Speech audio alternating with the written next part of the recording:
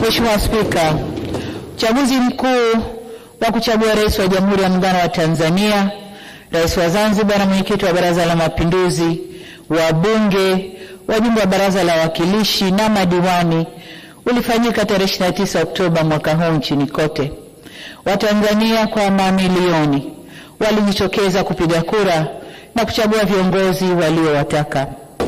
Kazi iliyo mbele yetu sasa ni kujenga mshikamano na umoja wa kitaifa ili sote kwa pamoja tuijenge, tuitunze na tuilinde nchi yetu na kuzidi kunyanyua hadhi ya taifa letu. Nitumie nafasi hii kuwashukuru tena wananchi wa Tanzania kwa kujitokeza na kushiriki vyema kwenye hatua zote, kuanzia kujiandikisha katika daftari la kudumu la kupiga kura, kuhakiki daftari na kupiga kura. Kwa mara nyingine tena, wananchi wamethibitisha kuwa kushiriki uchaguzi ndio njia ya uhakika na ya salama ya kubadilisha viongozi wasioridhika nao au wasioridhika na huduma zao.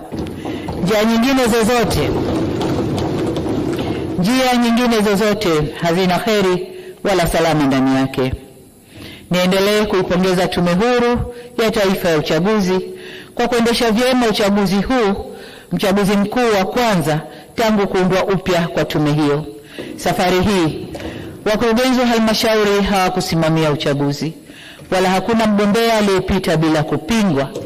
Sisi tuliogombea na vyama vyetu hatukukosa viwanja vya kufanyia mikutano yetu. Kwa ujumla, kampeni zilikwenda vyema. Aidha,